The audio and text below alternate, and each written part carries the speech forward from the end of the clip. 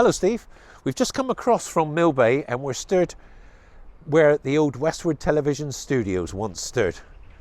To the south of us is the Crescent. And the reason we are here is because in the days when Mill Bay was a prison, this area was where they buried the dead. This was a massive burial ground. Some 2,000 bodies were interred here over the years from the time the prison first came into use. It's just far enough away, not to, so that anything wouldn't be seen from Mill Bay, but not far enough away for people to know it's here. A lot of people died in the prison from dysentery, malnutrition.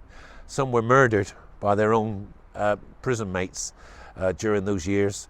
And this area is where they buried them. Over the years when they've built around here and knocked down buildings, they have come across bodies. Lots of bodies. Body parts, skulls, bones, everything. A lot of these have been taken away and examined and been proved to be French prisoners of war, most of them. So this was the prison burial ground. So if you can imagine, that prison was there from 1745 till about 1806. A lot of people must have died here, especially all prisoners of war, and this is the area they buried them, between here and the Crescent. I believe there are some stories of spooky things happening here, Phil. Well, people I've talked to said that the Westward studios were haunted. They've heard noises. This is before they knew this was a burial ground. That's right. Yeah, so... In today, what do we have here today? Car park.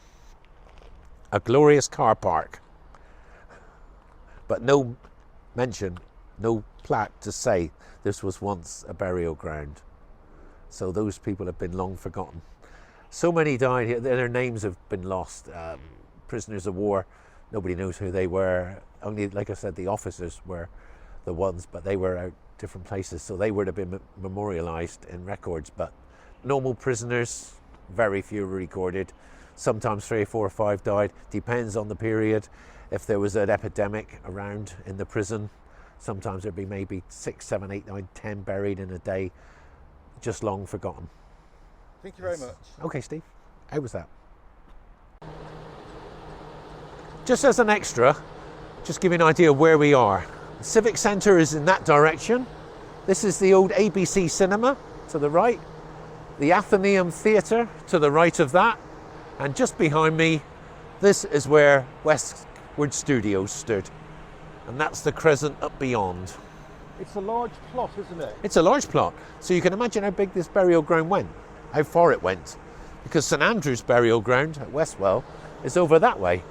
So there wasn't much of it, there was a gap between them, but you can imagine, no. Because over, like I said, over several thousand people were buried in this area. I wonder if it was any ornate in any way. Probably not. No, not Just like a St Andrew's. field. Yeah, just a field with bodies put in them. Might have been a few wooden boards, Yes. but these people were just ordinary soldiers who fought who fought abroad. Some of them in America, some of them on the continent, brought back to Plymouth to die in a strange town among strangers.